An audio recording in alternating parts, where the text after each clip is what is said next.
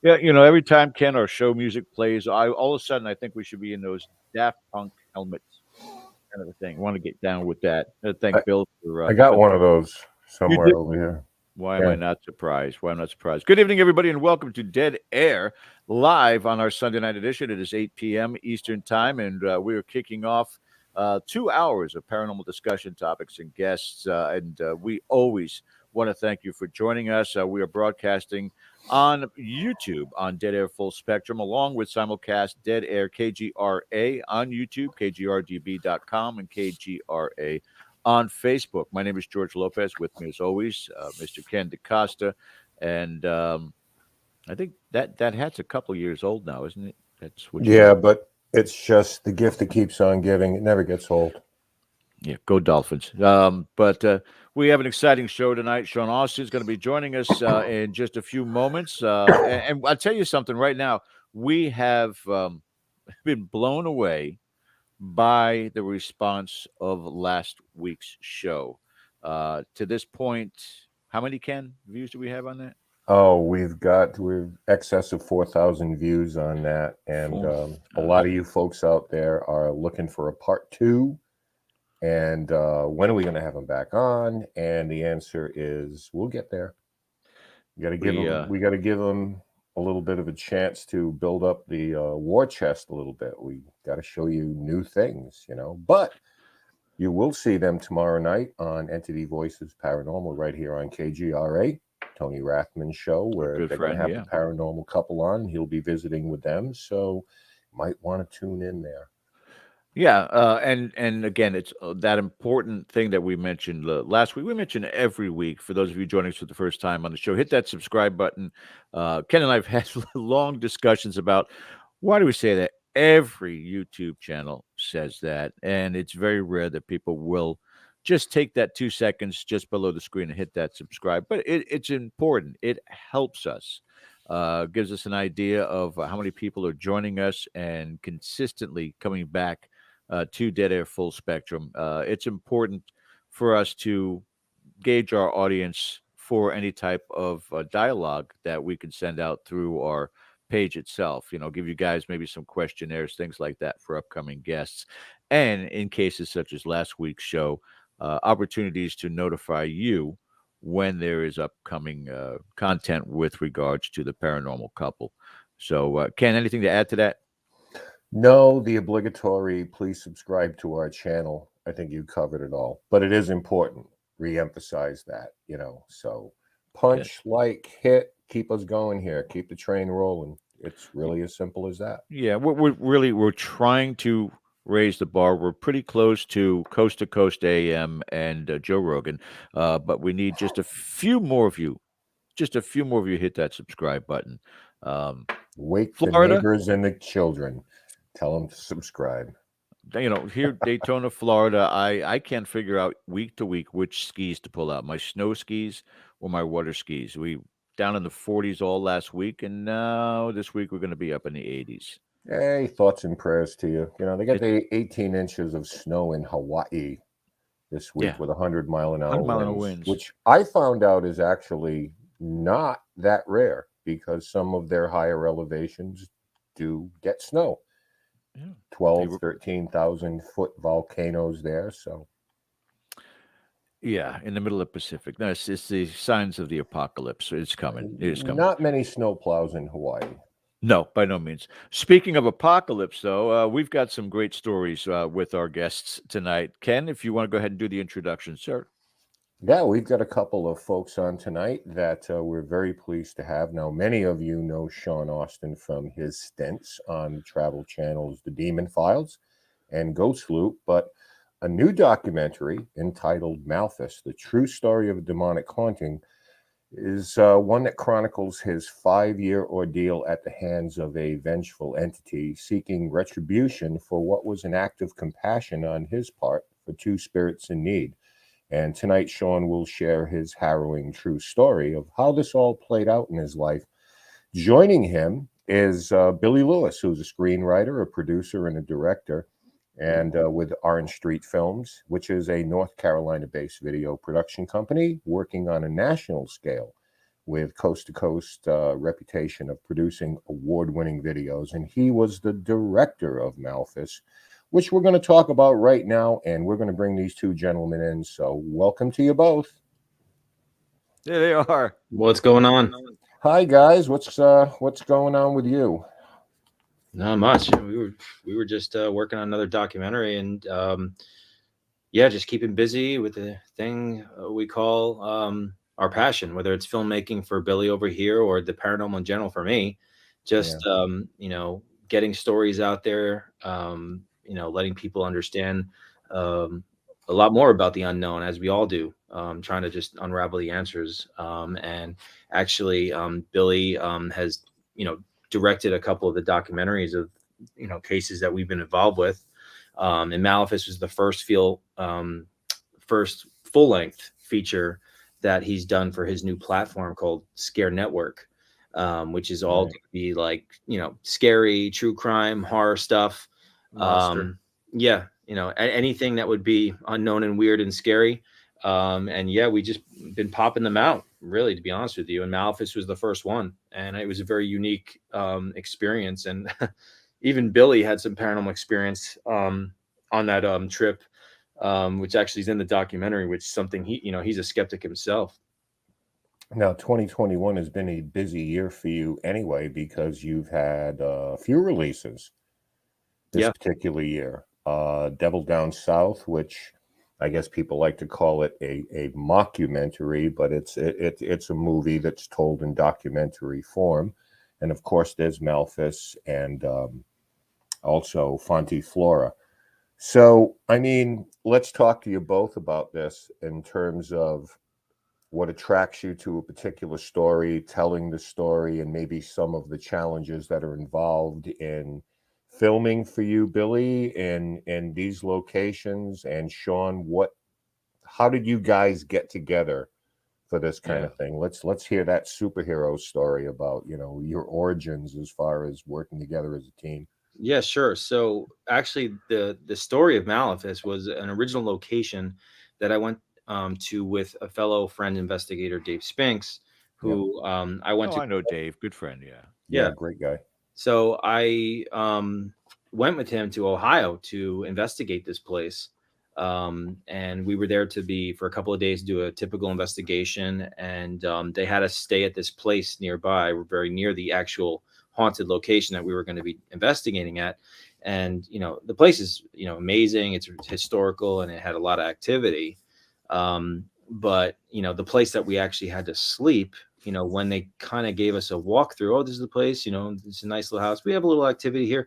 But as soon as we walked through the door, I mean, both of us, just something hit me so hard. I just knew something was just off. Something was wrong, something dark.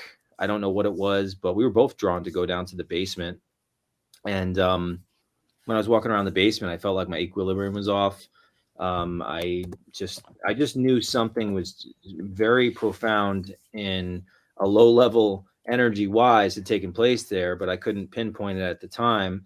But we pressed on and decided to do our first night investigation across the street at the main location. And after we were investigating there, at some point I'm like, we should go investigate the place we're sleeping because something is just wrong. And we went there, and it just started. We were down there, and psychically I picked up that these women were sadistically killed, tortured, and sexually assaulted. And these women were coming through afterwards and saying, it's malevolent, it's evil, and just growls and nasty satanic stuff coming through. We would have a foul smell come out of nowhere. Just constant, a barrage of just nastiness. And even the first night sleeping in that place, I had a rosary next to me on the left side of me on my bed. And, waking up the next day and I'm on a queen size bed and this rosary is in a pile upside down all the way in the furthest corner away from me, when there's no way the way I was sleeping there could have done that.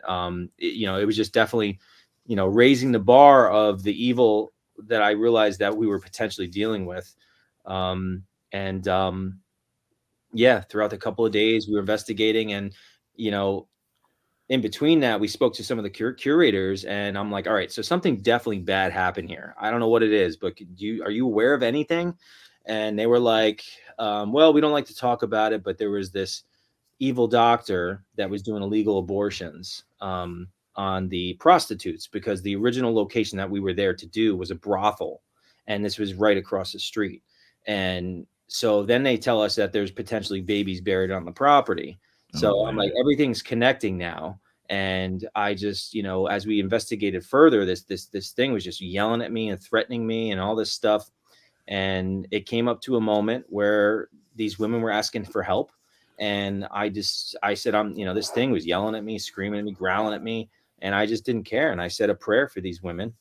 And that's when I had a defining moment psychically in my mind's eye. I saw a white dove, which to me is a symbol now of a female crossing over.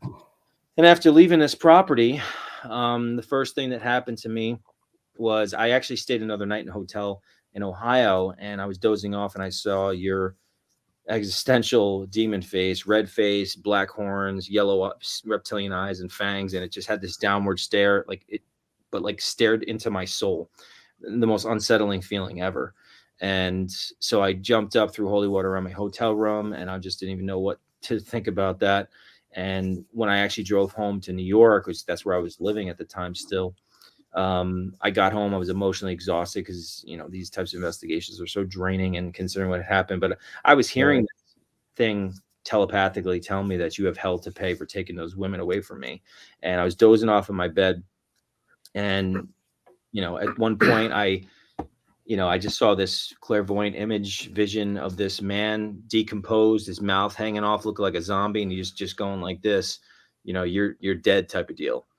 And then I saw this black shadow at the corner of my bed, and it had horns. And when it spoke, is as if like through a subwoofer, and it just said, "There are rules," like in a really creepy, unsettling voice. And jumped up. I blessed my property, and I really didn't understand the complexity of the meaning of what it meant by "there are rules." It actually fascinated me. It creeped me out all at once, but I'm just like, I don't understand. Is it referring to me helping these women? And for years after going to this location, this Mason reference and having to do with the case and this evil force behind whatever took place when I was there, and praying for these spirits would reference on many investigations, including ones that I was with Dave. Constantly we were together, and it would come through, and even Dave would just be like, "This is insane," and constantly coming through and saying, "You took those women from me, you took them, you're going to pay." And it led up to a point during the pandemic when there was a lot of weird things going on. It didn't have to be at a haunted house. I think the whole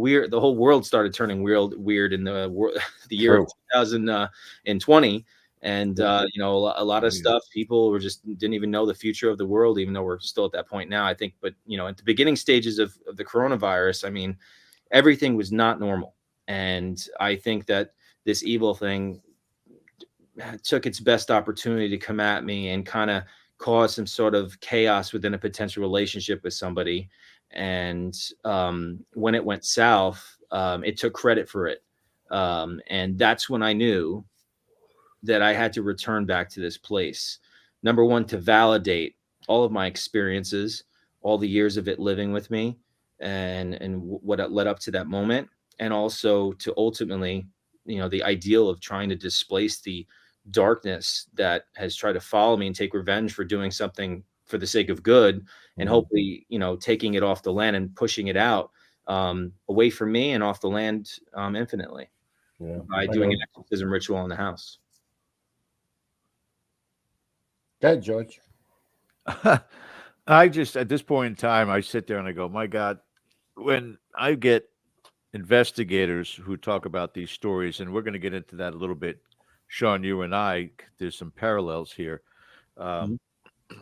The direction in which you need to go needs to be explained to a lot of the people that are listening to the show, watching this show, will watch it live and also recorded, is the decisions that you have to make out there when you know you're dealing with something so malevolent, um, much more powerful than any of us could even begin to conceive of, and yet still know I've got to confront this. I've got to be able to not make it one of my demons, so to speak. And you've kind of fallen prey to that because of your sensible or sensitive capabilities, because of your mediumship capabilities.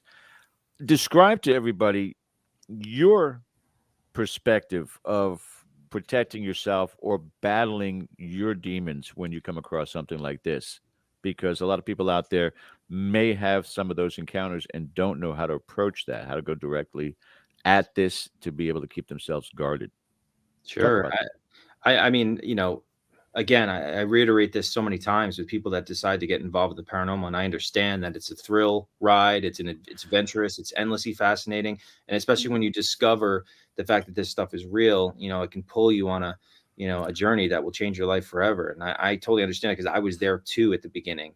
But it also comes with real stakes and real risks that we do as in researchers and investigators of the paranormal. Absolutely. And you can't fight these things with physical muscles. They have to be spiritual muscles. And you need to develop them and harness them to the point Amen. that will protect you. And these things will use this manipulation tool and knowing subconsciously that, you fear them. And if you fear them, that undermines your faith and spirituality. And they will use this as some sort of blood, with sharks being drawn to you as if a potential victim is coming right to you. They're sensing you to the frequency of the victimizing sound to these evil spirits, because they will be drawn to you, whether it's from your past or just because of your current subconscious energetic state.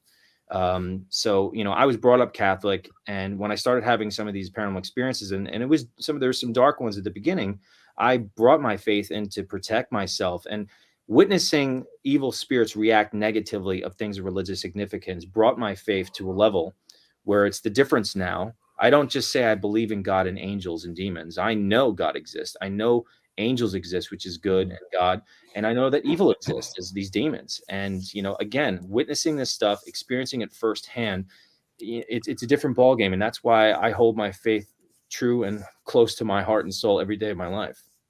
Speaking of evil, Billy, how did you? Nice segue there. How No did offense, you? Bill. How Wait, did are you you ever? my wife, or because that's what Yeah. she normally calls me. How did you wind up teaming up with Sean? And was this your first endeavor into this type of genre? Yeah, yeah. So, long story short, I've had a video production company for going on 14 years now, and I've produced everything from TV commercials and music videos, corporate videos, marketing videos, narrative movies. I had made a couple of documentaries before this, but nothing in the paranormal field. And I'm more of a narrative type director and producer. Like I like writing out a script and being able to follow that. So this was kind of new territory to me. And to be honest with you, my wife and I would, before this, we would actually, we'd be in bed or laying in bed and watching some of these ghost hunting shows, and we would almost treat them like a comedy. We'd laugh at them, and we, No. yeah. And then, here I go over the last year going You on hear that? all these different locations, and I'm like shooting myself, and it's kind of funny and ironic at the same time. But I'd met Dave or gotten in touch with Dave Spinks about a year and a half before we did Malithus. He and I had shot a bunch of stuff on his Willow's Weep house, and Oh yeah, I've seen that. yeah, we shot a lot of stuff, and we're actually going to release it. We shot a full-length documentary on that as well, and we will hopefully be releasing that sometime in the next couple of months on scarenetwork.tv as well. So anyways, Great. so Dave and I had shot a few things together with that. And then this past January, January 2021, he had mentioned the story with Sean, and it was really quick. He had mentioned it only about a week and a half before we actually went to Ohio. I live in North Carolina, and so we had to get up to Ohio to shoot this. And he gave me a little bit of background of what Sean said, what had happened about, whatever, 5-6 years ago, about their experience at this house and how they were going back to confront the spirit and all that. And honestly, I went into this particular location in case kind of blind. I didn't really understand the whole story. I didn't understand the backstory. And then once we got on location and started doing some investigating and some interviews, some sit down interviews, only then did I learn, more about the backstory. Because I think what is unique, but what I bring to the table and what these guys bring to the table is I like to think of myself as a really good storyteller. So I don't want to just go with the paranormal type stuff. I don't want to just go and have an hour and a half of a spirit box just spitting out certain words. I need to know the backstory of a location the best we can. Now with this one, it was tough.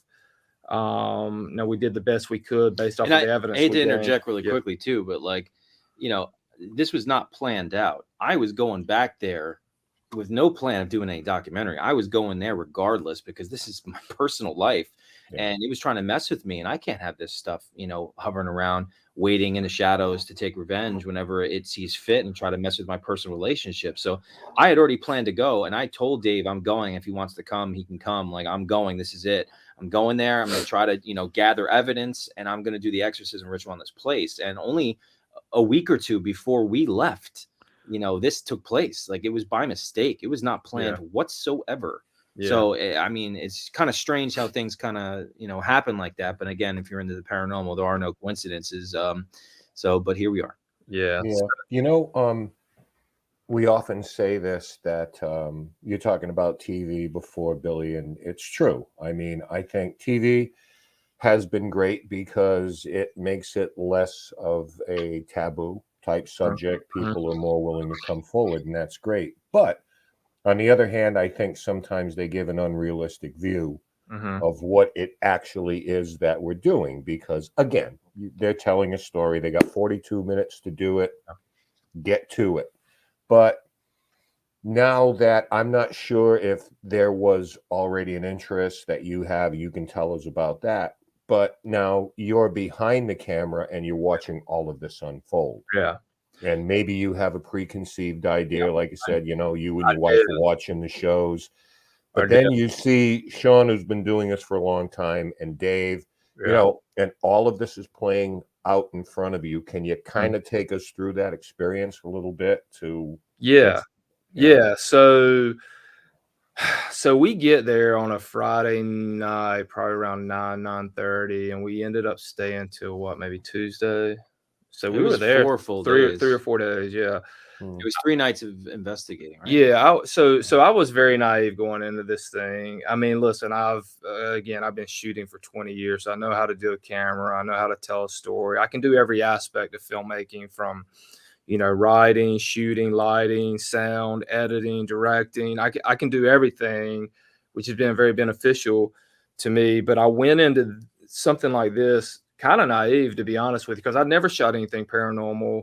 Like I said, I'm a narrative guy, and I've got a whole range of the other video stuff, like I mentioned earlier. But I went into this and I'm, really thinking to myself, I'm like, hey, just based off of this location and the history that has been described to me to this point, I was kind of naive, because I was like, well, maybe I will catch a ghost with my camera, with my naked eye camera, not infrared or anything like this. Maybe if I walk around enough in this house by myself with the camera on my shoulder and my arms, and then I will catch it. And so quickly I had to learn kind of how the paranormal game worked. And honestly, those 3 or 4 days we were there was kind of an education to me, from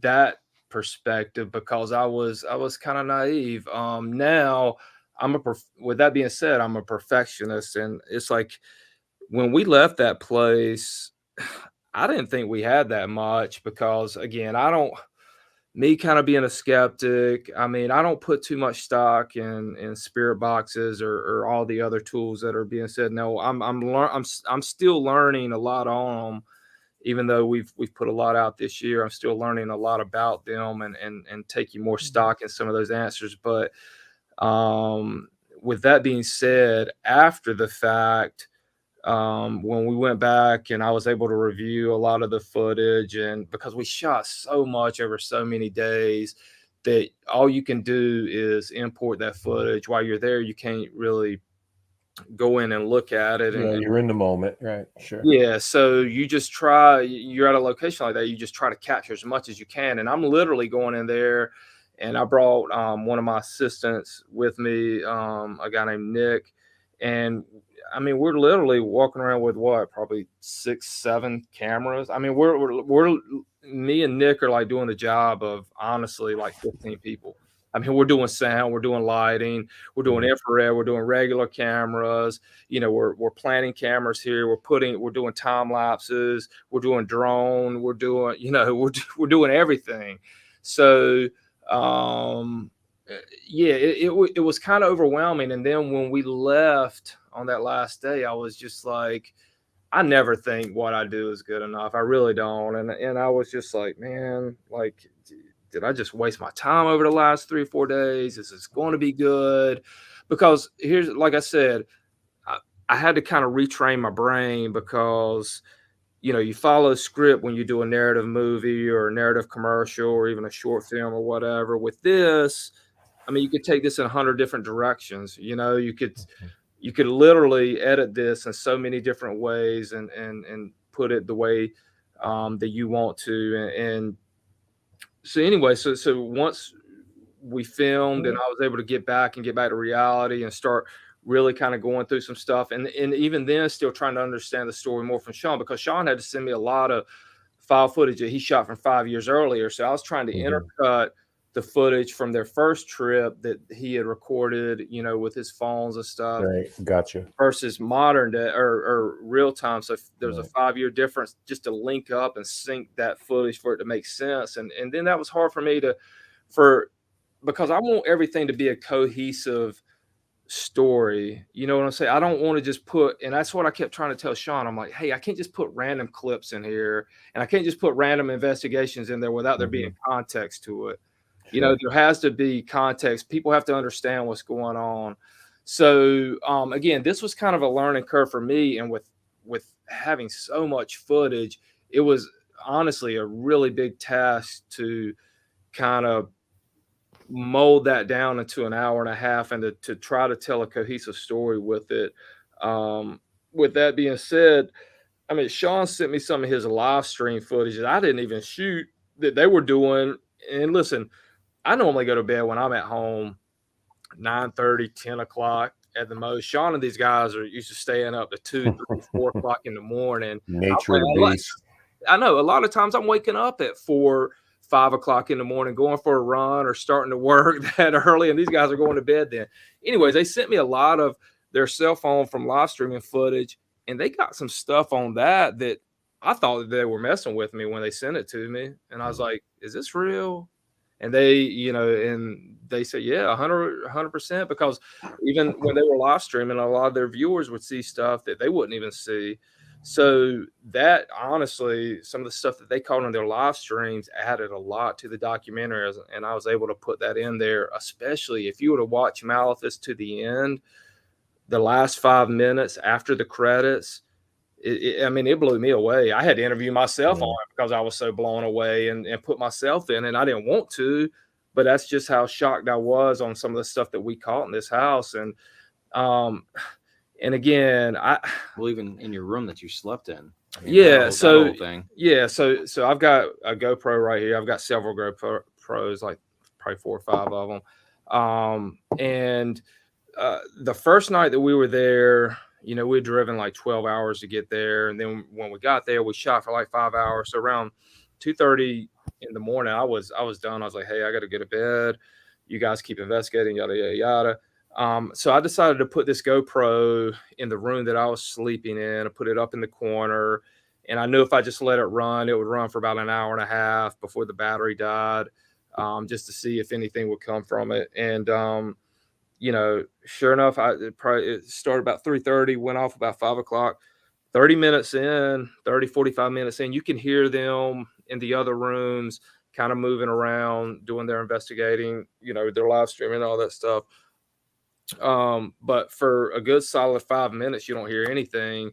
And then when I went back and reviewed the tape, and this was another thing after the fact, wasn't able to do it in, you clearly hear it's about 4 o'clock in the morning because I got a timestamp on the raw video.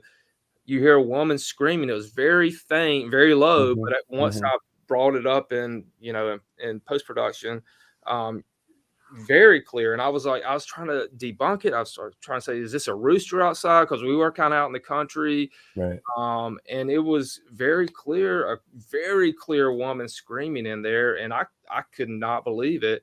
And then, to go along with what happened with me. It happened in my room too. I mean, and now mine, I had more validation to the paranormal aspect because before I went to sleep, there was a foul smell, like a sulfur-like smell, right? The whole house smelled like it. It was on and off. It just like it would disappear and show up, but it really started to come out of nowhere in the dresser in the front of the bed that I slept in. It was also the original room I slept in 5 years ago at the time, which is about 6.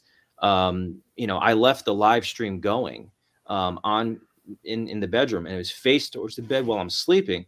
And then we had a professional camera aimed that was infrared towards me in the other direction, but all aimed at me at the bed. And some of the people that were watching during the live stream throughout the hours, out of nowhere, the next day they sent me the time signature. They heard a woman scream, and I'm just like, wow. So I go back, and there's a woman scream there. And here's the interesting thing: is that woman's scream is only on the live stream video, and it's not on the professional video camera. Okay. So if you have some sort of noise that would be rationally exuded into an environment, physically speaking, I mean, there's no way if it was that loud that would only come up on one device that's recording and not the other, especially one that's way more professional than a cell phone. That to me was just like, and again, on top of that, to have similar activity, I mean, literally the same exact, activity of a woman screaming in 2 different rooms. I just thought it was, again, this is my plan from the beginning, just to validate what we had felt from the beginning and what we were discovering and unraveling more so the second time being back there. Yeah. Well, to get into the case a little bit, because, I mean, we know how it is because we do this stuff, and and maybe you get a little bit of a taste of that, Billy, because, you can have the greatest plan in the world, and within 10 minutes of walking in, it all goes sideways. That's just the nature of what we do, probably particularly what Sean does in terms of the demonic and cases like that. But Sean, you talked earlier about what had happened, and I want to just talk about the case itself a little bit, where these murders were committed. In researching this, did you get a timeline or a time frame with this doctor, and how long ago this was, or how long this has been going on? Do you get any kind of documentation or sense of that? Yeah. Everything that we tried to learn about it was around the late 1800s, early 1900s. Okay. It was like talk of the town throughout the years. So there wasn't documentation. No. I mean, obviously that's what because I was looking for it. That would be the best thing to actually validate through. Not that unusual. But hearing that from the curators, it's the talk of the town, and all the evidence that we got, paranormally speaking, and what followed me for so many years, and to go back there and to have this reiteration of that activity just constantly coming through and mentioning these women and the abortions and the prostitutes and the satanic demon stuff coming through over and over and over again, just nonstop. That's all we need to know. And then, I mean, I don't know, at one point we went outside, and like literally a spirit was directing us to get closer to where potentially the babies were buried. I mean, I'd have to say that Malphas is my proudest paranormal film project that I've been a part of, because, it documents who I am as an investigator and a demonologist, how I approach the paranormal, the stakes involved, the risks that can happen to us, and that what lives with us, and the warnings and the delicate nature of what we do, being involved in the field as a whole. And without the eccentric stuff of shows that you have no control over. So They are what they are. I know, and I've I had mean, my they really are. too. And I really think Maleficent is great, and I think the benefit too to have Billy is, again, because he's a narrator. He wants to narrate a cohesive story, and I really feel like the vibes of the Maleficent is like almost like as if it's like a horror movie, and it really was. I mean, that house was really a horror house. It was that scream that was even in Billy's room. Like, to me, it felt like as if it was the last moments of this woman's life as she was about to be killed. And you even hear the audio is not even in the documentary, but it sounds like her body hits the floor after that too. I mean, it's just really disturbing. And Yeah, and it's somewhat unique too, because you know how it is, especially in small towns. You get these myths, you get these legends that are told and retold, and they grow arms and legs of their own. But legends. Sure. when you get these kind of legends in the town, and then all of a sudden you find out it's like, I mean, legends, there's always a grain of truth at the center of a legend that just takes off. But in this case, it's kind of unique to actually go in and say, yeah, I mean, I think they nailed it. We got something here.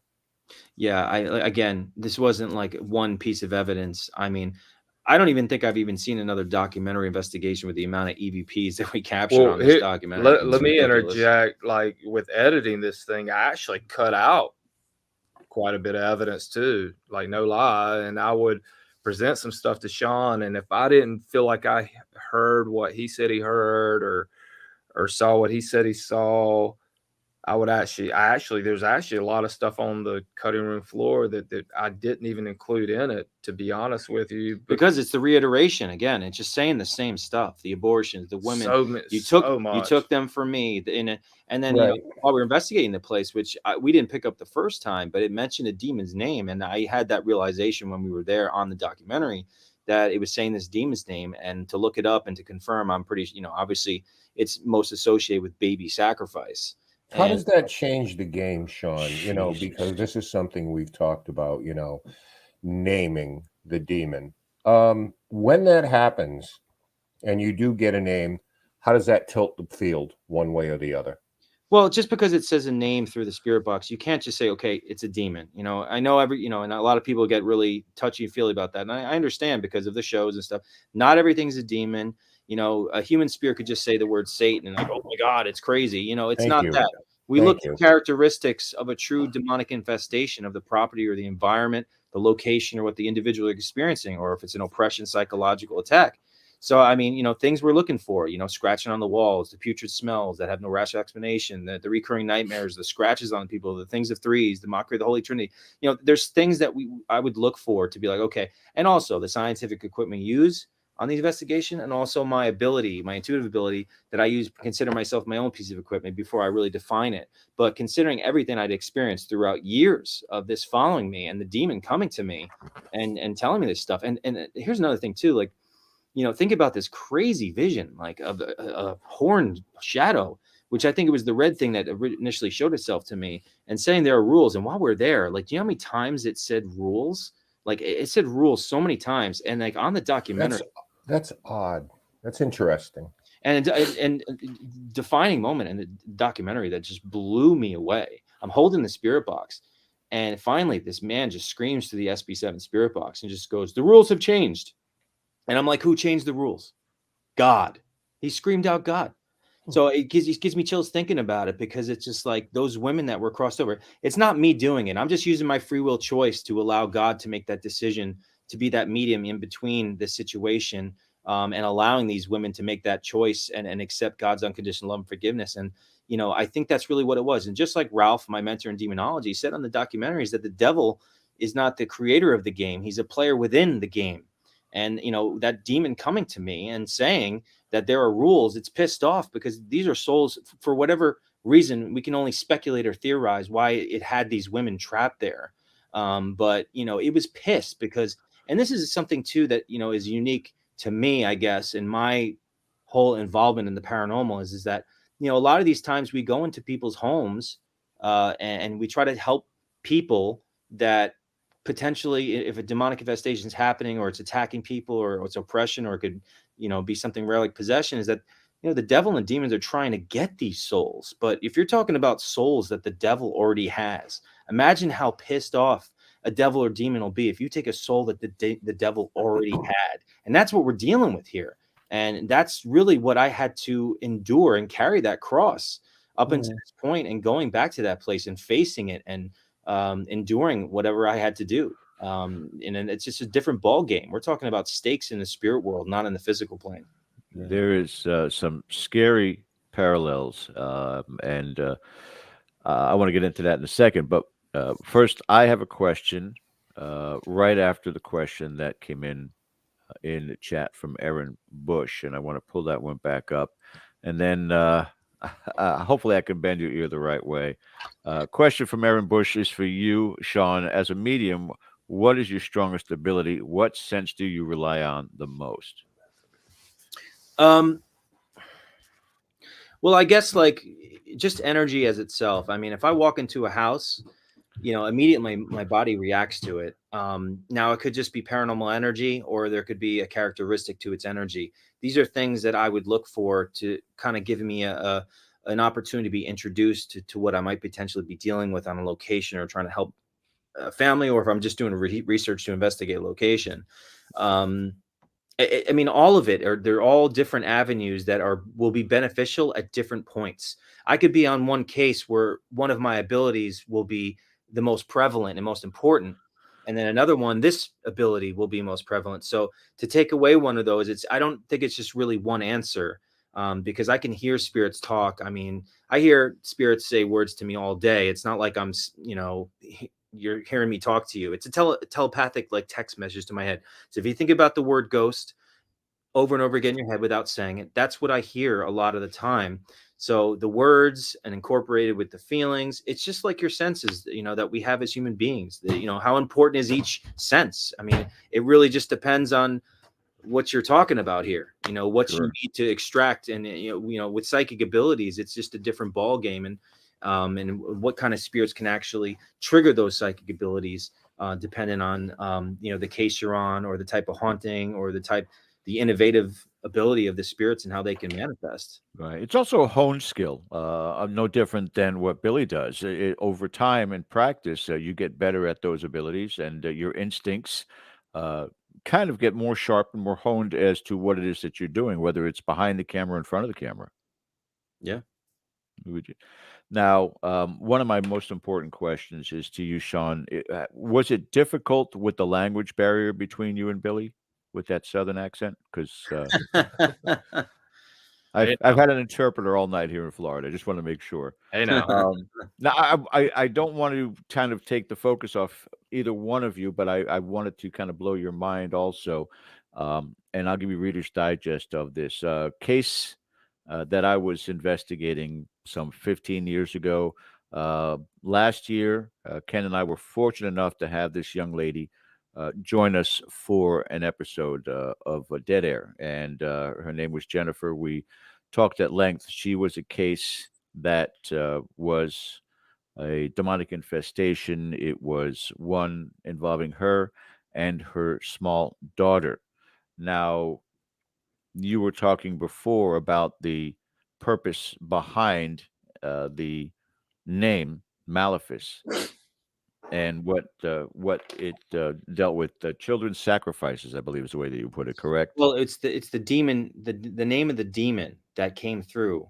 I realized that specific demon was associated with child sacrifice, and we didn't ever heard that before. So actually, to get that while we're investigating the second time, to get more evidence of what we're dealing with, and to have that reference come through, it pushed the malevolent potential of what this man was doing in life, and what his involvement with, because he was a Freemason.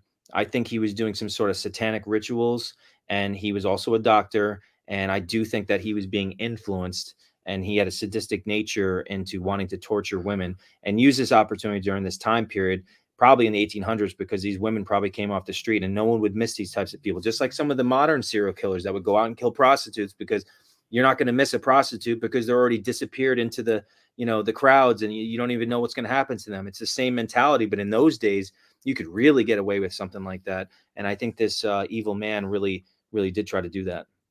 Now, although these events were around turn of the century, there have been points in time in history, and even during this height of the paranormal field, where this name has come up.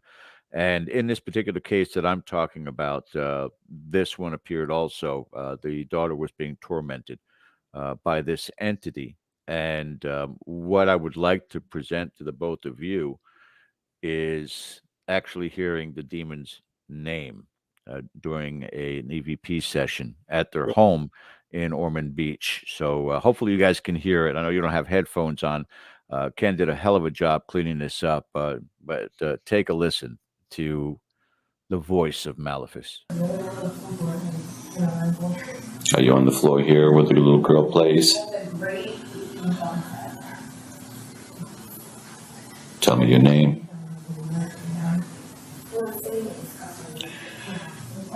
In the name of Jesus Christ, I command you to tell me your name.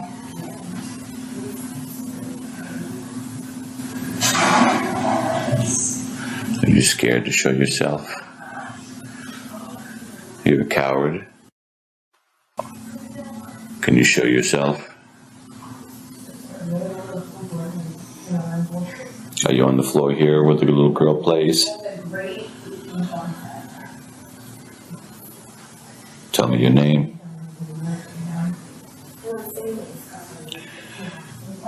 In the name of Jesus Christ, I command you to tell me your name.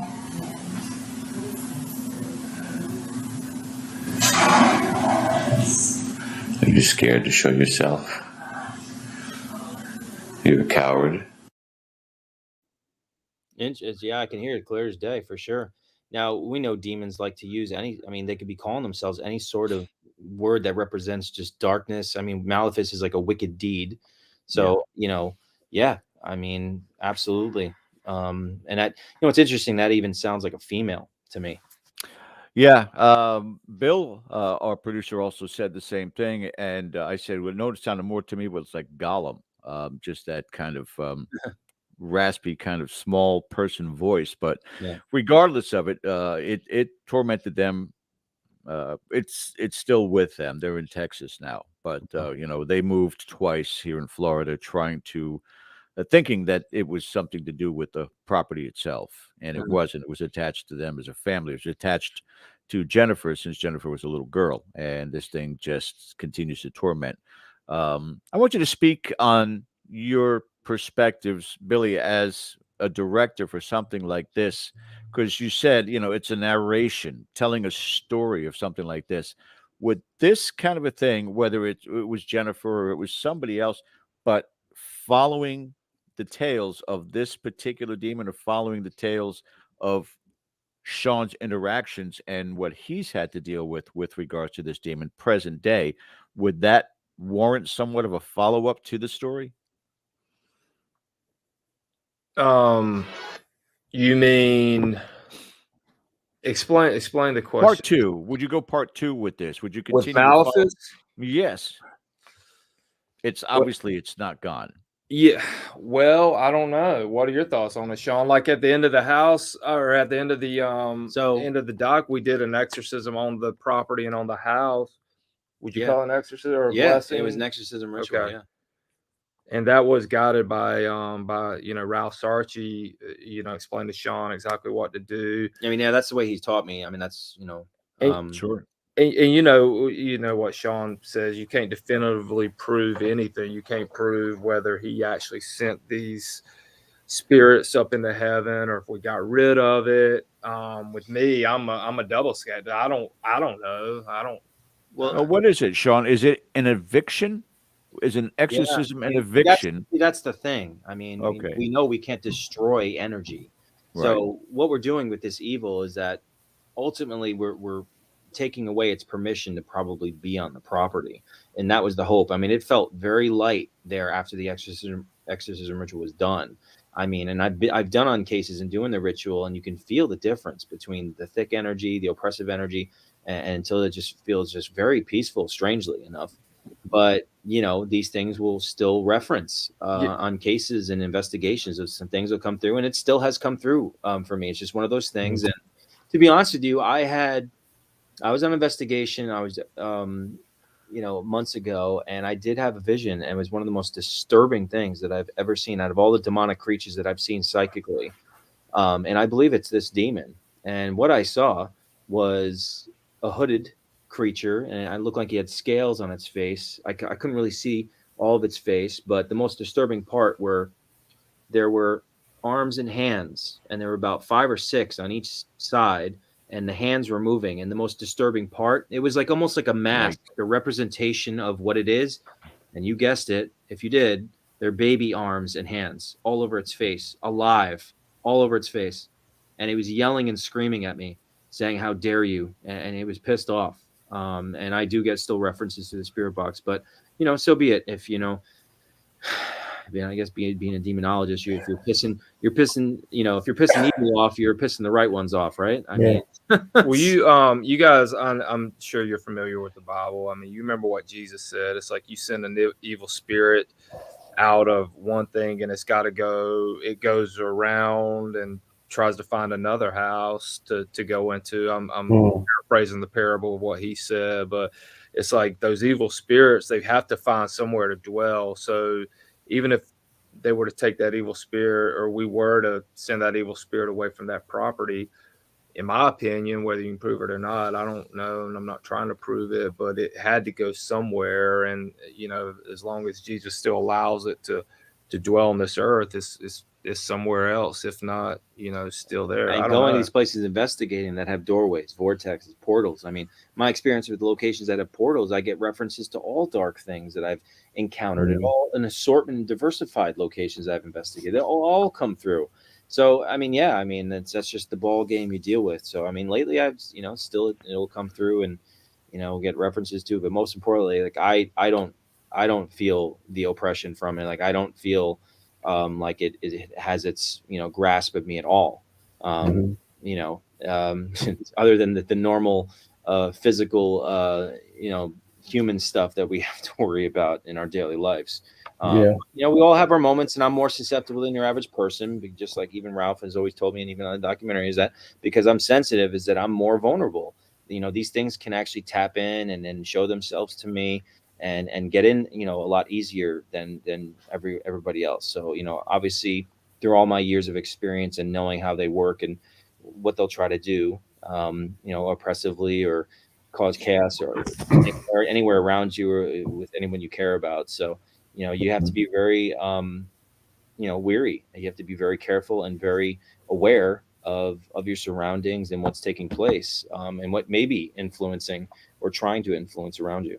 Yeah, we got about 5 minutes before we go to break at the top of the hour. I wanted to get a quick question, and if we don't get it all, I'd like to come back to it after we come back from break. But, in paranormal investigation, people going into penitentiaries, abandoned buildings, museums, and what have you. But it's a whole different dynamic when you're going into a location that is either a home or used to be a home, where you have the human dynamic, you have the family dynamic in there. And I wanted to get your take on that, Sean, as far as the difference between the two, because it seems to me you have to have not only a skill set, but you have to have a moral compass and some compassion when you're dealing with those type of things in a family environment. I mean, there's actually a huge difference. I mean, obviously, we go to do research and go to these types of places to just uncover the paranormal evidence as a whole. But yeah, I mean, when you're talking about people that are individually being affected, because these things can ruin your lives. They can change you and put you in a seriously dark place where ultimately you'd want to harm yourself or harm the ones that you care about, and so forth. So, I mean, yeah, you have to go on there and try to do whatever you can to try to help these people. So it's a totally different ball game when you're going into someone's home and trying to, figure out the situation and what's going on. So ultimately they can be released of whatever dark energy may be influencing them. Or it could be something that's more simple, but it's a totally night and day difference between the two. That's why, if I go do research at location stuff, I always offer to pray for spirits. And, that's just my thing that I've done. I'm lucky to be able to experience spirits and if I was a human spirit and stuck in any way, I would want to have that acknowledgement and have somebody try to help me as well.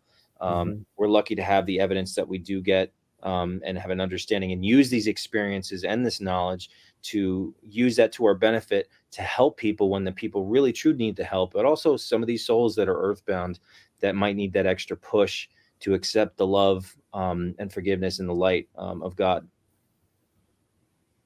Good. George. Yeah, I'm at this point, I sit there and I go, man, I don't know who I feel worse for, Sean, who goes through these ordeals because of your gifts and the area of the paranormal that you've decided to follow in the footsteps of Ralph Sarchie and what it is that you're doing, or Billy, who's learning on the job and having these experiences firsthand. You know, Yeah.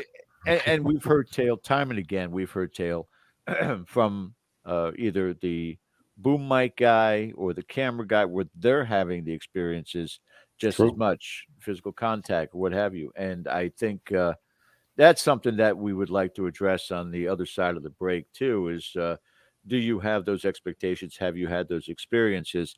And whether or not that would, for a lot of us, when we have the experiences, it's almost like an adrenaline rush. But for somebody who's trying to be an objective observer, if that happens and that crosses the line, do you want to bow out at that point in time, or does that get you more motivated to keep going? So I want to definitely ask those questions on the other side. But you guys stay with us. We're about to go to our break here. You are watching Dead Air Full Spectrum, Dead Air Live on our Sunday night show.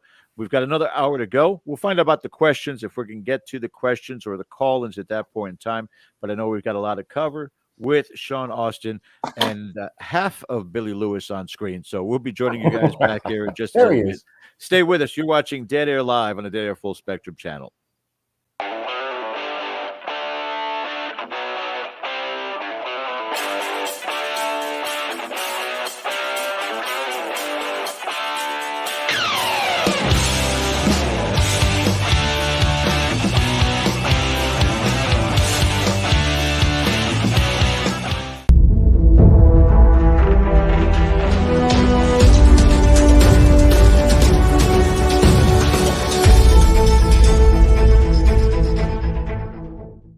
Hello, I'm Tony Rathman, one of the hosts of KGRA's Monday night show called Entity Voices Paranormal Evidence.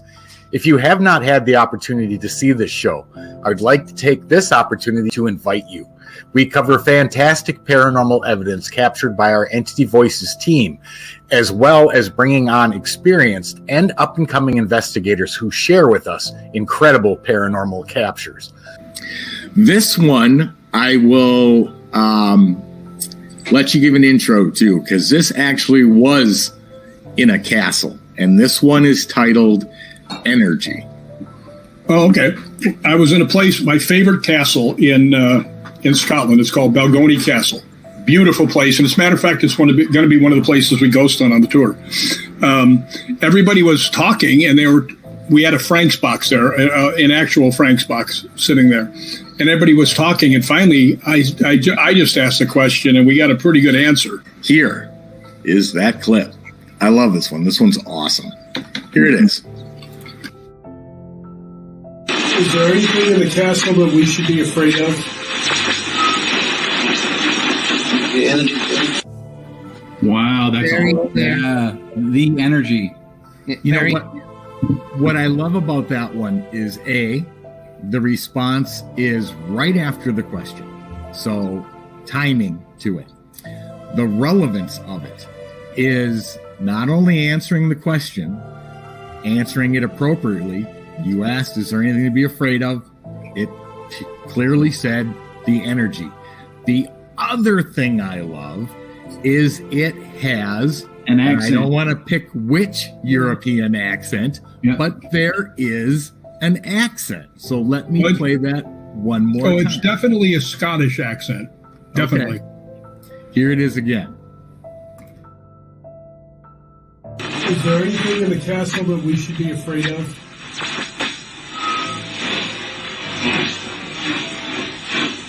The energy. Yeah. That's incredible. What's even more amazing about that is watch us live on kgradb.com on Monday nights at 9 p.m. Eastern and 6 p.m. Pacific Time.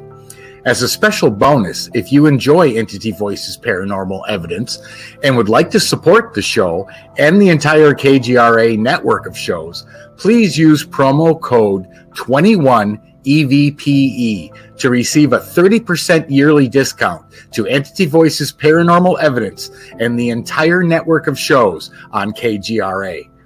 Thank you. And we hope to see you in the chat room Monday nights for Entity Voices Paranormal Evidence. And don't forget, stay haunted.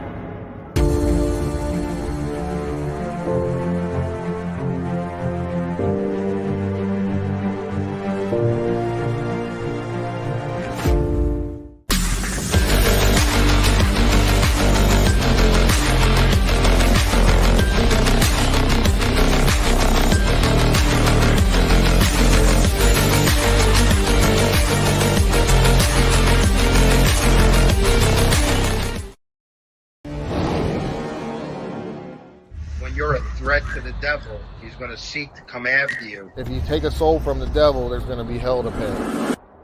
After I did this, I started to hear this man telepathically start to say to me, "You have hell to pay. You took those women from me." After this played out, at the side of my bed, I saw this big shadow, and it just said to me, "There are rules."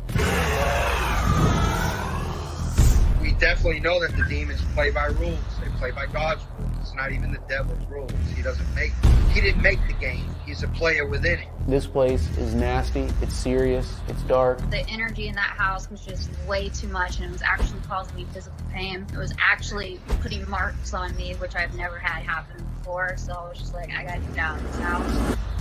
This man that was doing these abortions, he was what we call a demonic puppet. He was being controlled by something very, very negative. I knew I had to come back here. We had to find out more answers and to make sure hell is the home of this evil demonic entity. Did it possess Robert in life? That's for sure. No! What's going to happen if we come out into the woods? What is it? There. You are rebuked, demon. You will leave Sean Austin alone from this point on, and you will go where the good Lord sends you, harming no one along the way. In the name of the Father, and of the Son, and of the Holy Ghost. Amen. The rules have changed. If God was willing to take these souls of these women back into heaven, then I don't give a damn what the rules are of the devil. Then I'm breaking the right rules. God does not allow evil to flourish without something good coming from it. So let the wicked perish at the presence of God. Are there certain things that Sean did that pissed that thing off? Oh Whoa. my God. Scream. Straight up. Oh my God.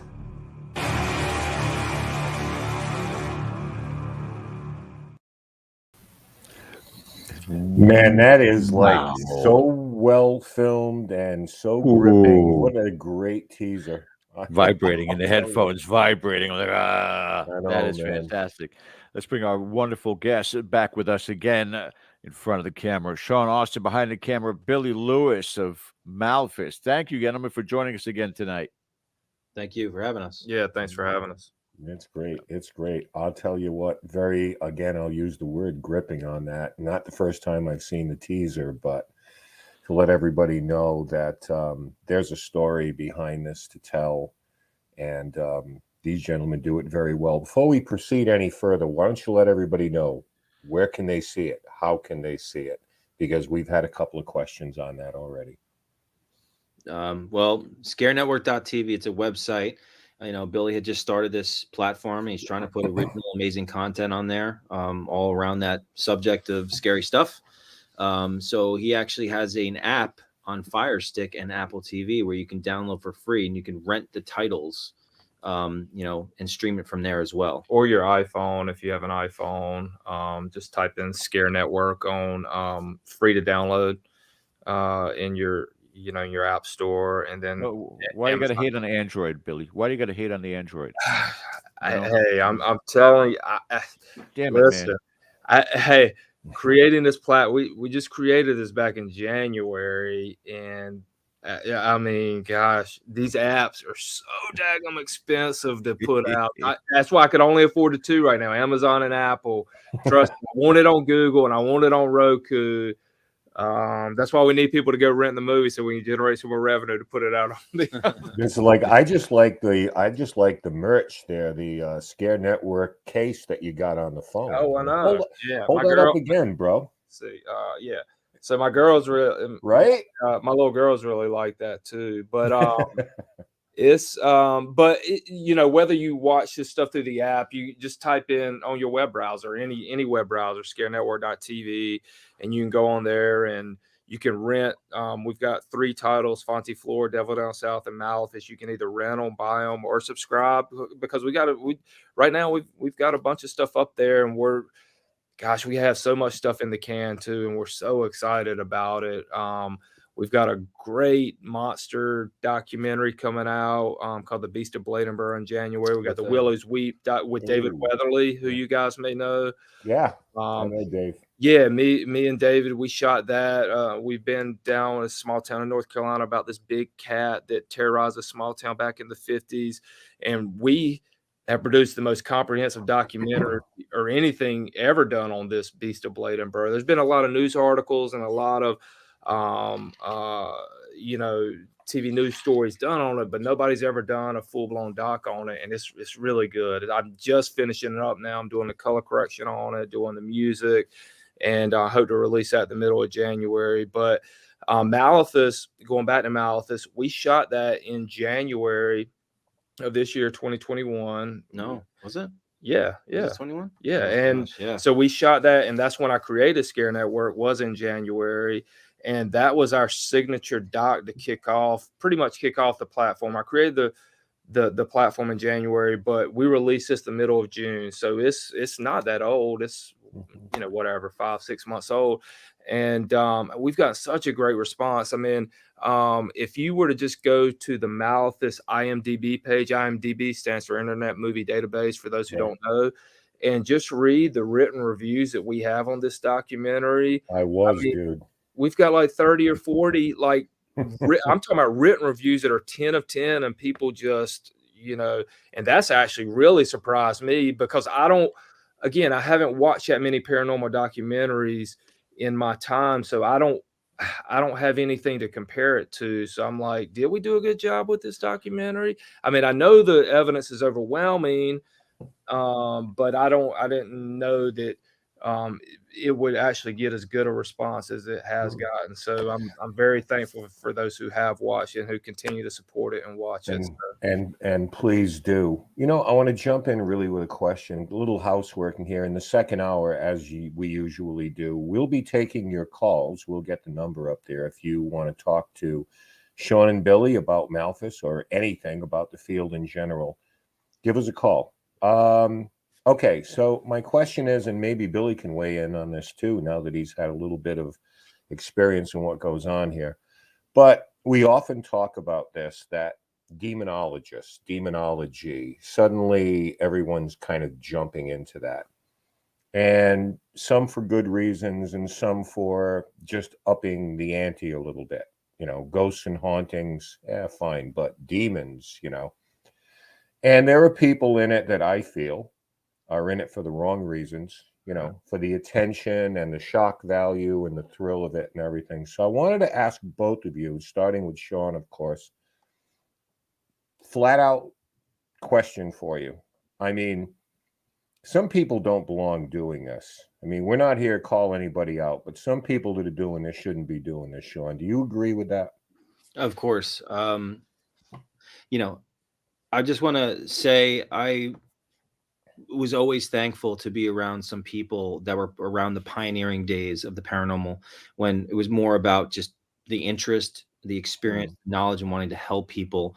People like the Warrens, and I think the first time I went to a paranormal conference, I met John Zaffis, and then he invited me into his home, and I was going to his house and just being around him and hearing stories and being around all this stuff, and then meeting Ralph and being around people that were doing cases with Ed and Lorraine. and around those times. And yeah, I mean, when it becomes more of a Hollywood materialistic, sensibility to the fear sells, man. Yeah, the spiritual community, you're going to get all the characteristics that come with Hollywood and actors and actresses, the competing, the egos, the ignorance, and the fame and all that stuff. And yeah, I mean, every human being wants attention. I get it, but like, really truly discovering to be a genuine spiritual person is the opposite of that. I mean, of course, we all want to attain things, that's going to be, me myself. I want to be able to leave my mark, just like my mentor Ralph, or people that were pioneers like the Warrens. Like, I just want to make a difference in a good way, and going out there and being busy. And yeah, like I never, for me myself, when I would go out and just investigate cemeteries, because I got my first EVP, I was just doing it for the experience. Nobody's watching. I went out with a recorder and I'm just going around telling everybody, oh my God, this shit's real. Like I'm just like crazy. And like, it just, it drew me right in. And I never knew that it would be some sort of thing where all of a sudden I would be having my own podcast, and then meeting Ralph, going on cases with Ralph. And then all of a sudden I'm on the Demon Files, and all of a sudden I'm, a few years later, I'm publishing my first book regarding the subject. Like, I had no idea. I was a musician, a singer. That was my passion, and still is my passion too. But like, yeah, I mean, you're always going to have people coming in and getting involved in this work for the wrong reasons as well. When it comes to demonology, people said it to me in the beginning, when I first started going on podcast, and I guess the way I spoke about things and my experiences specifically, they were telling me I had a calling. And I'm just like, for what? To deal with dark things. That they were all telling me this stuff. And, obviously looking at my present stance on things and where I've landed, and what I've heard, and even, I think Ed Warren would say it all the time, that, it's a calling to be a demonologist. It's not just like, okay, I just want to go learn how to be a demonologist and read it. There's a calling to it. If you're a demonologist, you just have things that are drawn to you, cases that are drawn to you, people that are drawn to you, just specific experiences. There's things will literally magnetize yourself to these experiences, your involvement, and all this stuff. And I think that's really what happened to me. Even for, the name of my book, Shadow Chaser, a friend of mine showed a picture of myself to a psychic that she trusted, who doesn't know me, and, showed my picture, and she said, what is your psychic impressions of Sean? And she says, looking at it, and goes, he's a shadow chaser. And she's like, well, what do you mean? She's like, well, he's meant to take shadows and send them back to where they belong. That's why I called my books that, because someone randomly called me that from a psychic impression. It really has been a recurring theme of how I've been involved in the work. So, these are things that have drew me in, and I never thought I would be a demonologist. And not until, Ralph, my mentor, and teaching me and stuff about demonology, until he actually just told me, Sean, you're a demonologist. Like, I still felt uncomfortable, saying that, because I really didn't know what would entail being deserved to be that title.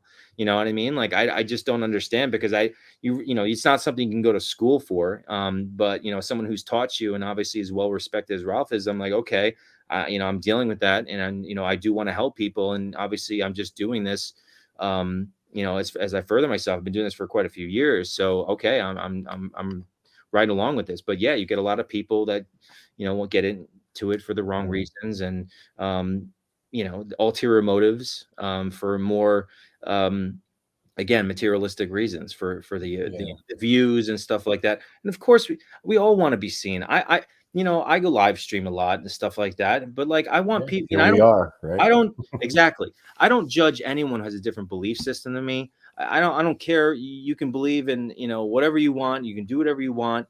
There's things that other people do that I consider dangerous, but whoever wants to watch me and how I investigate and how I approach the paranormal, and they want to take into account and listen to how I do things, and then take that note and have that same mentality themselves, then that's good. Even if I'm helping one person or thousands of people, I'm still making a difference. And that's what's good about even writing books, or just being out there and having these conversations like with you gentlemen about this stuff, to let people know that this stuff is real. the the stakes, the risks involved, and what for people to do if they decide to get involved with this stuff. Right. Read books around the pioneering times of people that were involved, so you can learn about the cases that were the most prevalent, strongest, craziest cases that some of these individuals went on, like the Warrens and Zaffis and Ralph and stuff like that, that really went up against some really prenatal type of activity, that you could learn about the worst case scenarios before you get involved, so you can kind of formulate and mold yourself how you're going to approach this stuff and prepare yourself for the types of stuff you may have to actually confront. Yeah. Well, we've had Bishop James Long on a couple of times, and we've talked to him in depth about this. And he feels what people get wrong when they jump into this is, as many years as he's been in it, I think people have to understand, in his words, he's been doing this for about 30 years, or I'm sorry, for about 20 years, a little over, and has had 30 cases.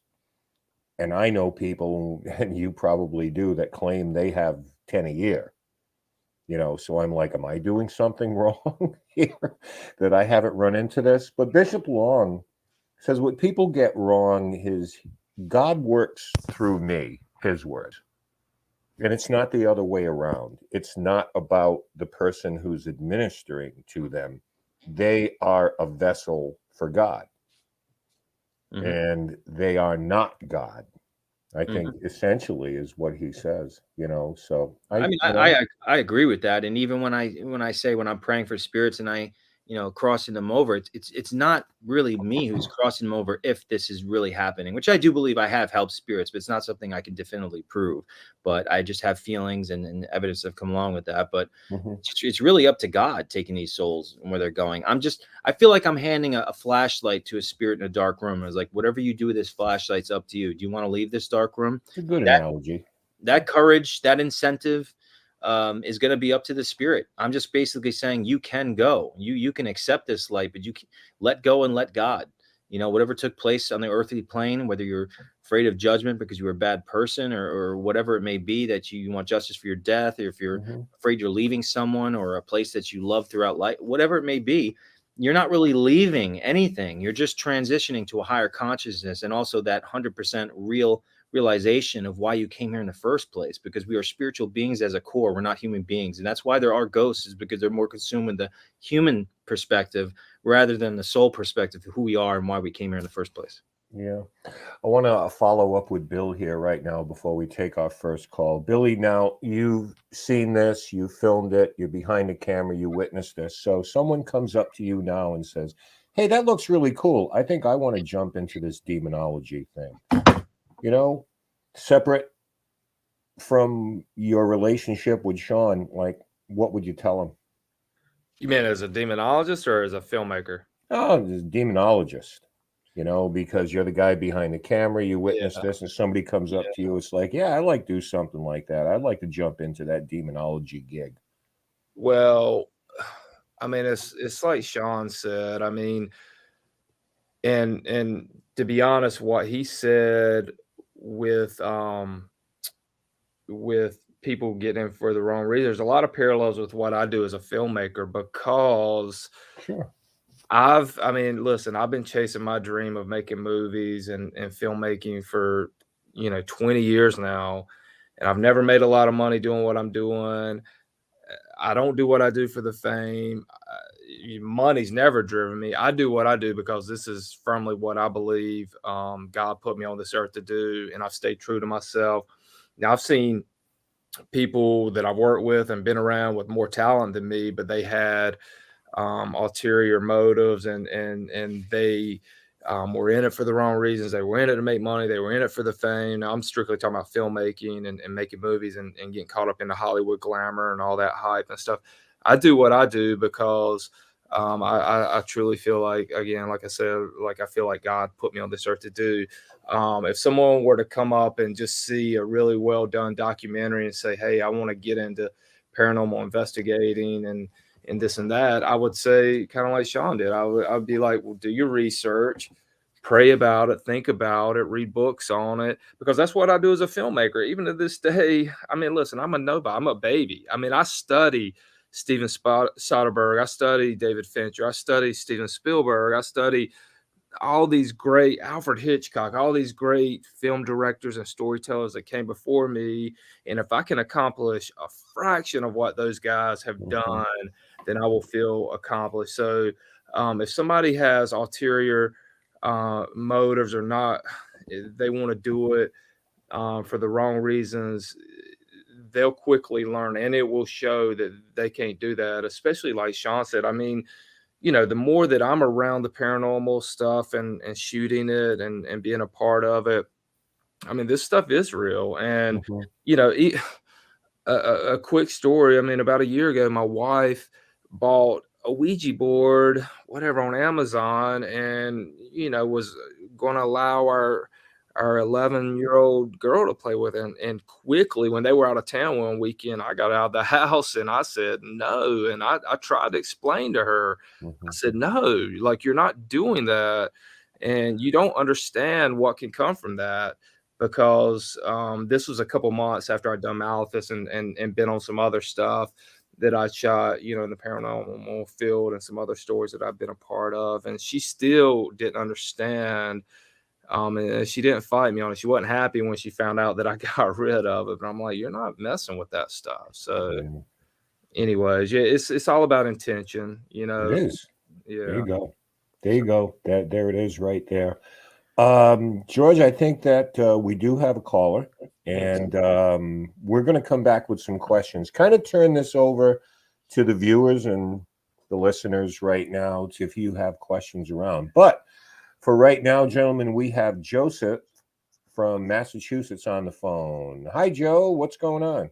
Hey, how's it going? Doing well. Hey, Joseph. Hey. One question I have for the guest is, what is one of the most important lessons you've learned when it comes to the study of demonology? Okay. Well, the important lessons, the most important thing I think is, well, number one, obviously, is your faith going up against this stuff. Because if you don't have that, then it's going to manipulate the situation to its advantage, whether it's now, later, or somewhere later in your life. I mean, there's no conception of time in the spirit world. So if it has an invitation to, or permission, if you will, to attack you in any of those manners, it doesn't have to come at you that night. And that's why, I tell people, provoking for the sake of entertainment or just for research could really, that invitation could be opened at any point in the life. And that's really the danger and the delicate nature I always tell people about.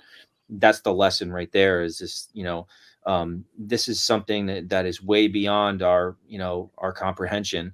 I say, for instance, like I went on a case where, there was a family experiencing something dark in their house, and I started to investigate, and something started coming through regarding the Ouija board. And, I went up to the parents and I, what's going on? Is there something, going on with the Ouija board? And, these parents didn't do anything paranormal. They do nothing at all, but they admitted back when they were in teenagers that they messed around with the Ouija board, and they did have a paranormal experience, during that time. And, out of nowhere in their house, there was a hooded, red-eyed figure coming to their son, trying to ask him to harm himself. So, this is like 30, 40 years later. So, like I said, this is the most important lessons to actually learn, is that these things can wait dormantly and very patiently till it's blacked out on your calendar, where it's going to be the best chance to victimize you and everyone around you with that permission that you have granted it, either inadvertently or literally or whatever it may be. So it's, and also the way that they attack. The psychological attacks, I think, is the most dangerous element of how these things can come at you. And actually incorporate and meld it into what I was just discussing, is the fact that you don't know when they actually will try to reach in and amplify a negative emotion that a human being can actually have. Any sort of negative emotion a human being can have, they can amplify to the point where it's unbearable, where you might actually act out on some sort of anger, rage, depression, or sadness, any sort of things like that. So, these are things that I always tell people, that's the most important lesson, is that, if you feel emotionally advanced in a negative way and you don't feel like it's yourself, you have to be objective about some of your emotions, because there might be a third person perspective influencing that. So you have to be really careful of even the way you think yourself, because there could be something influencing. So that to me is the most important regarding how they can attack, and your spirituality, how to protect yourself and how they attack. Those two elements, I think, really are the two most important lessons when it comes to demonology, and learning about this stuff. I mean, obviously studying how they, manifest and stuff is one thing, but really, if someone has to confront this, or if they invite it in, that's why it's so important to have these realizations, to have this information and knowledge, so you can try to avoid these collisions with these dark, malicious entities. All right. How's that, Joe? Yeah, that was quite an answer. Thank you. It's the right one, though, isn't it? Exactly. All right, Joe. Thanks for calling tonight, man.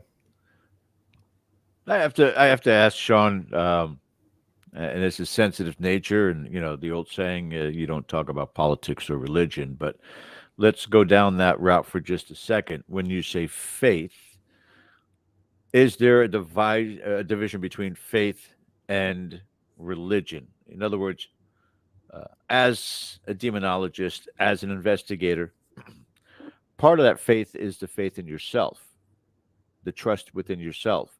So when you're saying going out and dealing with negative, malevolent entities, that faith is what you're talking about instilled within you, or are we talking about faith in regards to religion and God? Because you could still have faith in God and yourself and not be religious.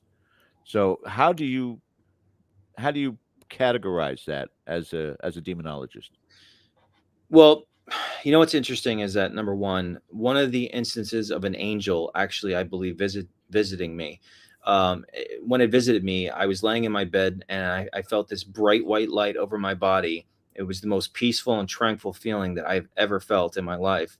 And when I felt this, the first thing it said to me was, "Peace be with you," which is something you say at church. And also with you, right? Yep. And then it kind of gave me, and I wrote this in a notebook, a kind of like a couple of sentences before I really started to get more involved with dealing with dark energies. It was kind of preparing me, but something that actually it said will always live with me for the rest of my life, is believe in yourself to be greater than you think you are. So, but this is something that I feel like is more on the physical plane, and for us in our daily life. But when we're dealing with something that's spiritually intelligent, I don't think, obviously you have to have confidence in yourself, but it's really the protection that comes from God that really ultimately is going to protect us. Because I always compare the faith thing even to vampire movies. I always say it, you put the cross up into the, in front of the demon or the vampire, whatever it is, and all of a sudden they start laughing for a second, and then they say, you got to have faith. I could wear blessed metals all over my body and throw holy water around like and have a water gun, but if I don't believe in any of this shit, it's not going to do jack.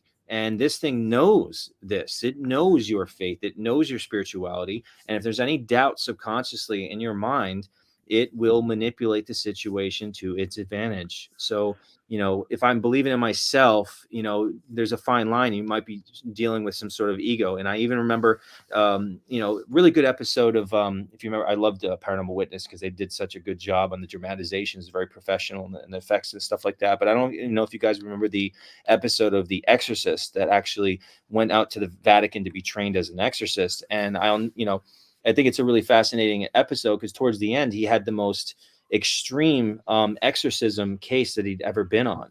And at this one moment, because he was doing exorcisms, and he was starting to become very confident.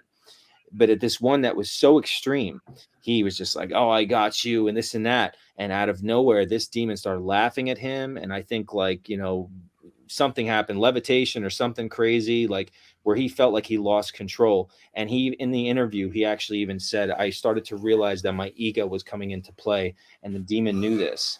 And I had to go retreat back to the fact is that my muscle is behind me. It's not me, myself. And that's really the real faith right there. And that's what I really compare it with when you're talking about, an intelligent, spiritual, dark energy that will want you to think more with your ego and not with your spirituality to come at you and to defeat you. Because that's what the battle really is, between good and evil. So that's something that I would be very knowledgeable about and be thankful of. Yeah. Hearing some of his testimony, Billy, and his experiences, and I wanted to get back to this just before the break. I mentioned it, but you're out there and you're doing these investigations. But again, you're a documentarian. You're behind the camera.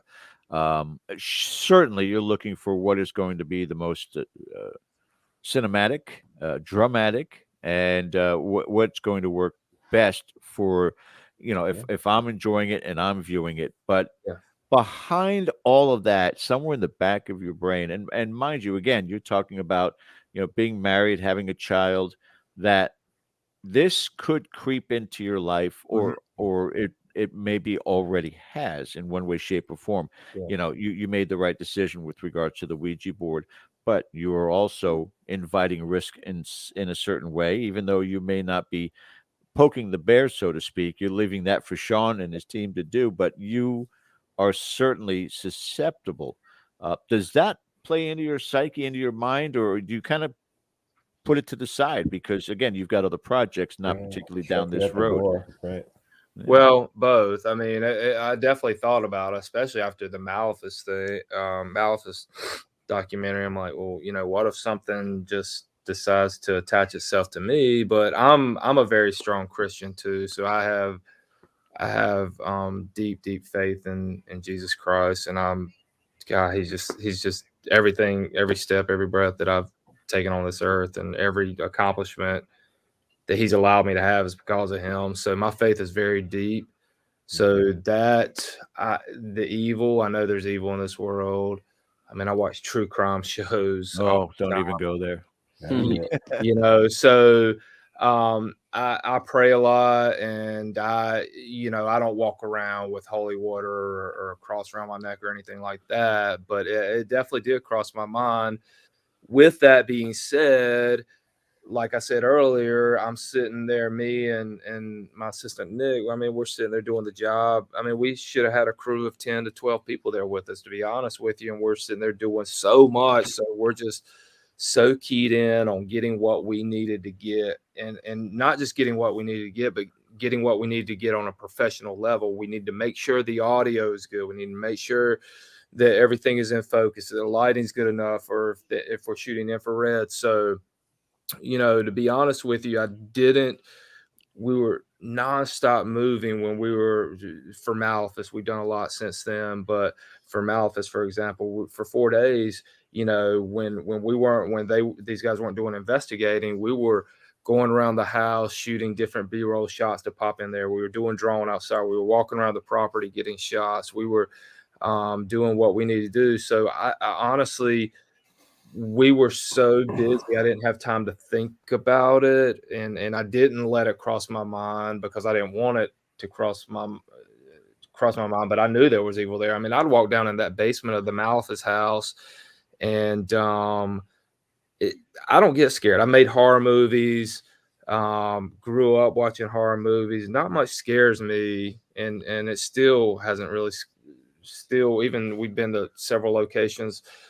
We're at Amityville this weekend, different places, and I wasn't scared. But walking down in that basement by myself with the camera down shooting the Malthus doc, I mean, it was just like a different feel down there and a different vibe, one that I've never really experienced that I can recall, whether I'm shooting or not. But it just was very uncomfortable down there. And that's for me being 100% of a skeptic. You just get this kind of really eerie feeling down there, and I'm trying to get shots, and I'm framing up shots, but I'm constantly like looking behind me, and it's just eerily quiet when I'm down there too. So but yeah, I've had long conversations, going back to what she said. I've had a long conversation with my wife about, because she's asked the same question. She's like, well, what if you come back and something you brought something back with you unintentionally, and knock on wood, as of yet, that hasn't happened, and I pray that it doesn't happen. But that's a risk I'm taking.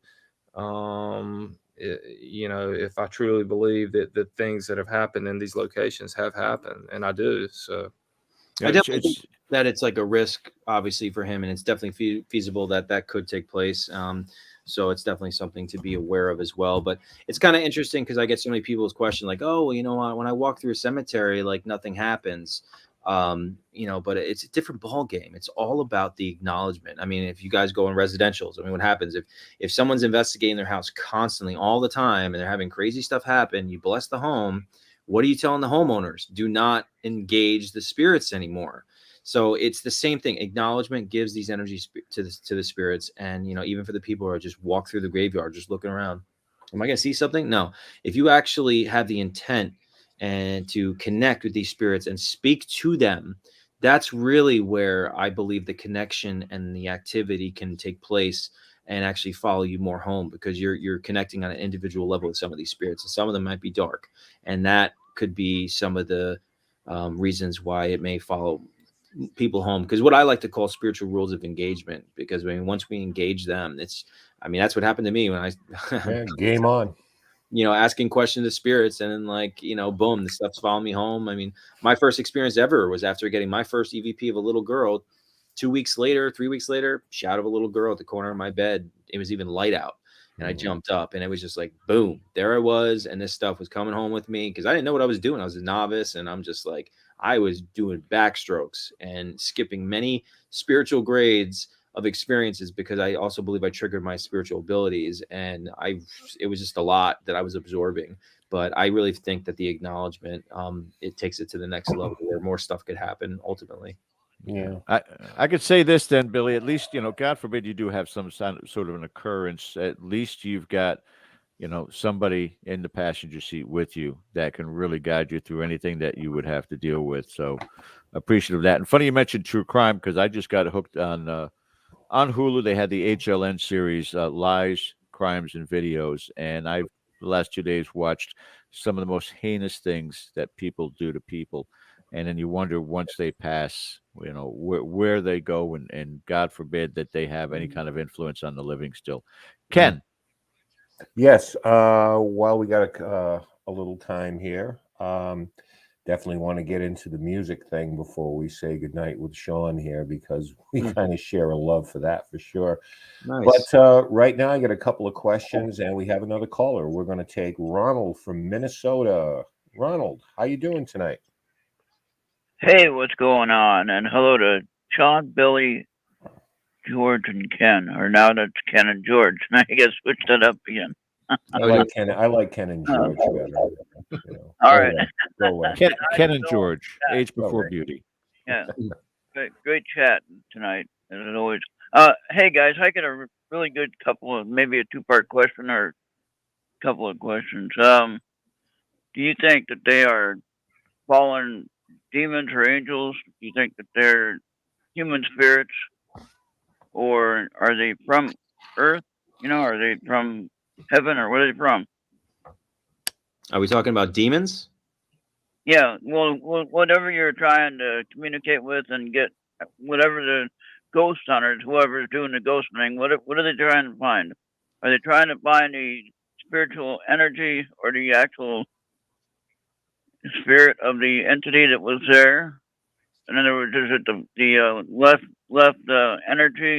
leftover energy from the human that was living, or is it a fallen angel and became demon or whatever? Okay. So there's a little to unpack there. Yeah. Okay. Well, I mean, number one, I think in most cases we're dealing with human spirits. They were once alive in the physical plane like us, in the human bodies that we're using as vessels currently still on our lovely journey here. And they're misunderstood. They might want to scare you. I mean, there's so many diversified reasons of why human souls stick around and become what we call a recipe of a ghost. And then we also deal with residual energy. There could be an emotional, energetic imprint of an event that took place that's playing over and over like a movie, that we can't communicate with, because you can't. It's just something that's going over and over again. And then we have, the demons that are fallen angels. They were never in the physical plane. And obviously after the battle with the angels and God, they were sent down here, and they want to use any opportunity for us to invite them into our lives to cause chaos and ultimately make an example out of humans, because that's ultimately the reason why they fought God over the creation of man, because they don't want to worship a creature that has no higher knowledge. because our soul comes into these physical Good bodies answer. without any knowledge of why we truly come here. It's based off individual experience, environment, inhabitants, and so forth. And we have that magical thing that God has given us, free will. And we have the way to make the right choice or the wrong choice, or the choice in general that will either affect people negatively or positively. And, these demons really want us to, really fail at life, give up on life, and say, look, man can't handle it. So it's really just using us as lab rats, because that's what they think of us as. And they want to say, look, nothing. These man is nothing. Humans are nothing. So, it's just dependent on what type of energies you're dealing with. But, you also got elementals and stuff like that are, interesting. But it's mostly human souls, and we're dealing with demons. Now, demons are considered alien because they never lived from our planet. They were never in the physical plane. So they actually are alien as well. And I know that's another interesting topic as well. You might want to talk about, some people like to talk about, the fact of people's alien abductions or alien experiences. How many of those could actually be demonic in nature, because the demonic can shapeshift into whatever shape they want. They could create an environment that could have a lucid experience to make you think that it actually is an alien, or things like that as well. That's a whole nother rabbit hole we could get into, I'm sure. Yeah, really. Yeah, great answer. Thank you very much. Fantastic show. Great. You guys are great guests, and thank you, keep doing Ron. what you do.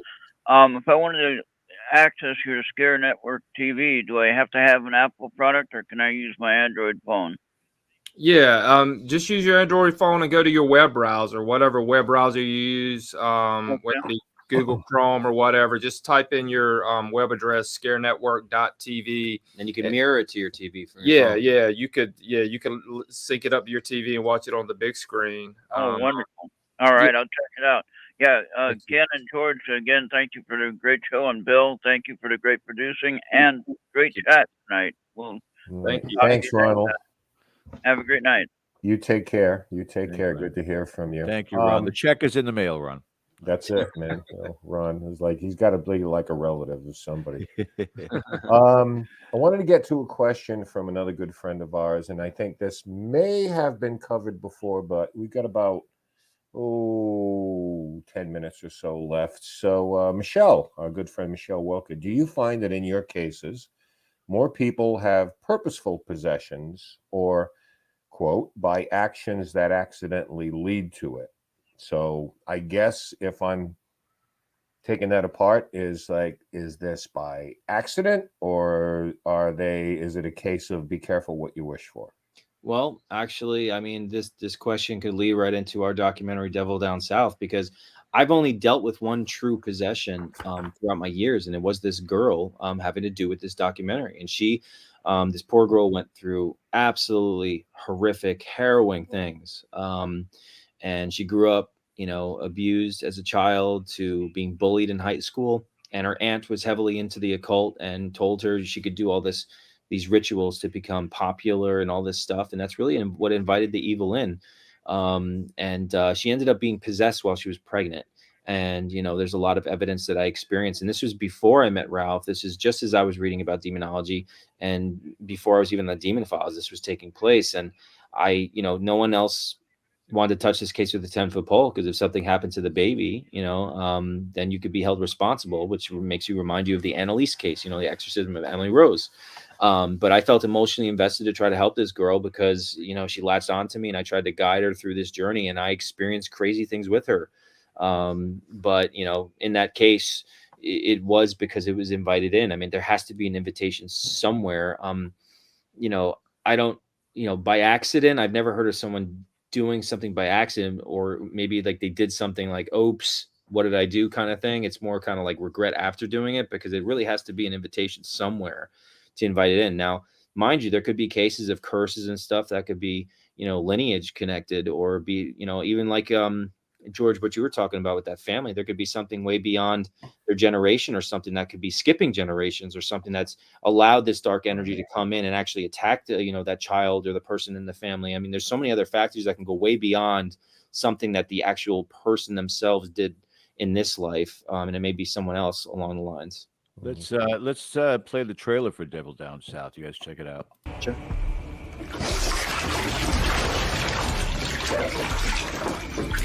That's all these screams. Look at told how he was demonic, and he started tearing me in pieces.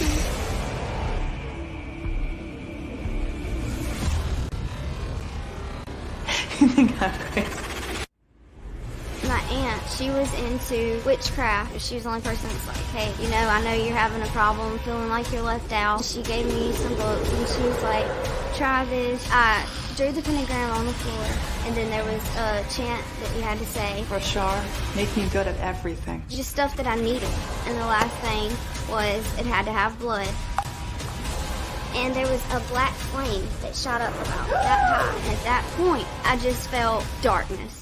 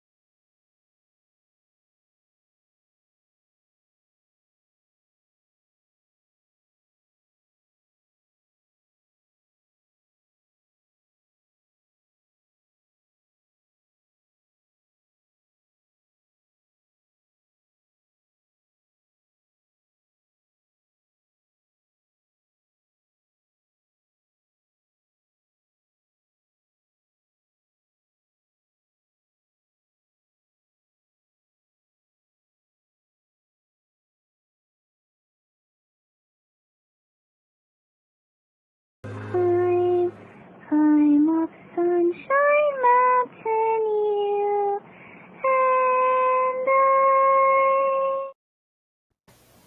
Yeah, the last 7 seconds of that was enough for me. They're recording. That story is so crazy. I mean, it was hard for me to do that because there were so many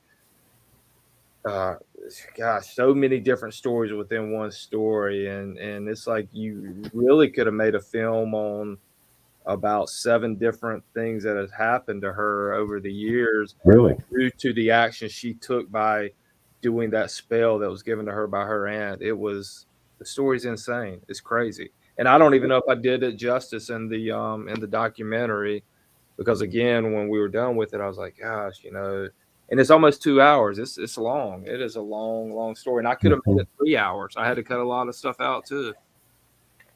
My goodness. Yeah. That is the Devil Down South. And again, same deal, guys. Where can people see this? Scare TV. Yeah. ScareNetwork.tv. Yep. Yep. We got that on the scroll down below. Okay. So in the last 7 minutes, we can't let Sean get out of here without talking a little bit about music. So you and me here, brother. From a very early age, I think you were about 12 years old. This was the path that you wanted to take. So what propelled you toward that? Like in music, who were your influences, and how did it all go wrong and you got to this? No, I'm kidding, but what was the impetus? What's the jumping off point for being a musician? Actually, watching, as a kid, I loved listening to motion picture soundtrack music. Interesting. Before I listened to like bands, it was like I love themes. I love listening to like Danny Elfman, like you would do like the Batman music. Boingo Boingo, Danny Elfman. Boingo, that's right. Yeah, Dead Man Party. That's part of the party I'm in now. So who Danny Elfman now from that is like. Yeah, right. I listened to scores for movies, but somewhere along the line, I saw the Jeremy video by Pearl Jam, and it looked like Eddie Vedder was possessed, talking about a real crazy subject, and it gave me the chills the first time watching a rock song. We're talking about Jeremy, I gather. Yeah, I wanted to be able to sing and play guitar, And that's really what inspired me to start playing guitar. And I only took 3 guitar lessons, and then my ear became my best teacher from there. And that's really how it went from there. I played in bands. It was like, I wrote most of the music, and then I did my first solo CD. I played drums, bass, guitar, and sang. And I've, had to take a break for a while because I was struggling in many ways financially. But over the last few years, I recorded a couple I'm gonna say EVPs. God, I'm haunted. I'm haunted. See what by happens, man. I know. Drop the V. Yeah, Drop the V. EPs. I actually just came back from Nashville. I recorded a few weeks ago and recorded some new music actually.